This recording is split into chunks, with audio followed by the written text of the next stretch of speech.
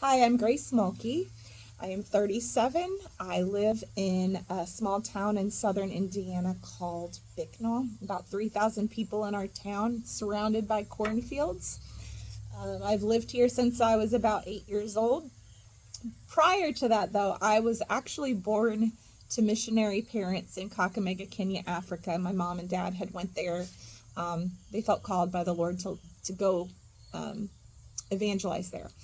So that's where I was born. I lived there till I was about 3. My younger sister, and I were born there, and lived there till I was 3.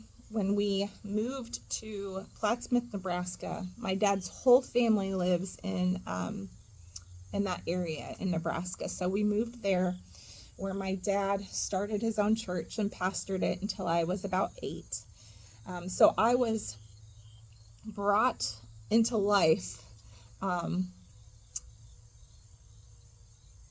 and was introduced to Christ or the church and Christianity at a very young age. So it's always been a huge part of the influence in my life, my beliefs, my values, my faith, the way I live my life. So that is, I would say, the core of my personhood. So we lived there till I was about 8. When I was 8, my mom and dad divorced, and I moved with my mom and my younger sister and brother, there's only 3 of us, to Bicknell, Indiana when I was 8. And we all 3 of us, well, my mom's family, we've lived here ever since then. So my mom and my dad divorced, and I was kind of raised, in with a single mom. Had to take care of my sister and brother. We didn't get along very well. I remember always being reminded how other people might look down on us because we didn't have a lot of money. It was something I just remember her mentioning. It was almost as if she was insecure about it. And so that was just something that I remember being reminded of. Don't let other people look down on you because you don't have a lot of money. And so the older I got, I kind of pulled away from my family and, teenage years, just doing my own thing. I was always actively involved in the church. I spent my time in youth group. Every day the door was open at the church. And my sister and my brother, I feel like they struggled more than I did.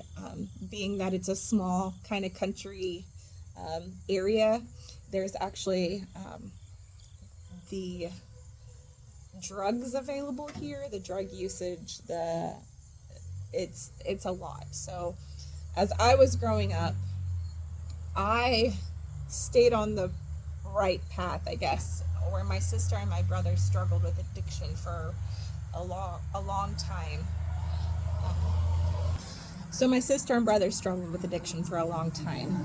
I ended up in a relationship and married to someone who struggled with an addiction or addiction in general for a very long time. And about 16 years of my life was in this relationship with an addict, which impacted not only myself but the 3 children we had at the time.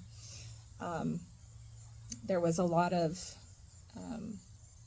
betrayal and offense and hurt and just brokenness in that. But one of the reasons that I stayed married for so long is because I remembered that my mother had regretted getting divorced.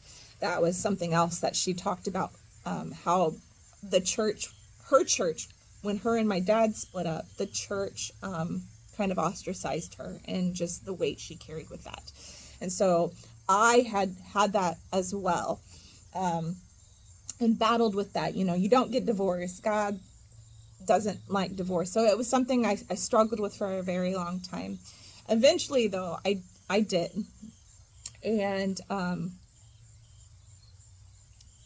and I guess this is the culture that I've been in for the majority of my life, the addiction culture, and just things that my mom kind of ingrained in us, and that I try to not put off on my children. I am divorced. I was out of the church for a little bit, but God brought me back in, and I've been serving him ever since. I lead worship, and even our church, the church that I attend, is heavily full of recovering addicts. In our area, we probably have, in our county, we have at least 10 recovery homes, because it's such an issue here. I'm thankful to be on the other side of it now, that I'm seeing so many come to know the Lord and get help. And I just appreciate what I have gone through in my life and experienced, because it's given me a deeper understanding of how to love and counsel and be there for those who are going through it as well.